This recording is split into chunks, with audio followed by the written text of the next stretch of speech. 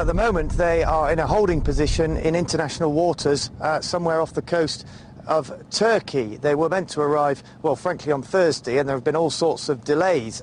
Here in Gaza, in the main port behind me, there is a welcoming party being set up, really. We've got marquees, various tents, we've got a buffet being laid on, and they really are hoping to welcome these 600-odd people on board these ships when they get here. It has to be said, everything we're hearing from the Israeli Navy, though, suggests that is not going to happen. The Israeli Navy is saying they are prepared to use limited force to intercept these ships once they get into Gaza's territorial waters, which of course Israel controls.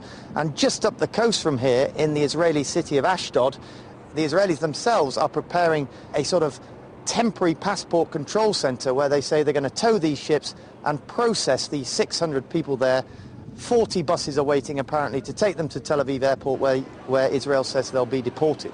Important to say as well, I guess, that Israel says it allows 15,000 tons of humanitarian into Gaza every week. They say this is just a political stunt. I think it's fair to say that there is quite a lot of spin going on both sides. For Hamas's part here in Gaza, we had the Hamas Prime Minister Ismail Haniyeh this morning here giving a speech saying this was an act of Israeli piracy.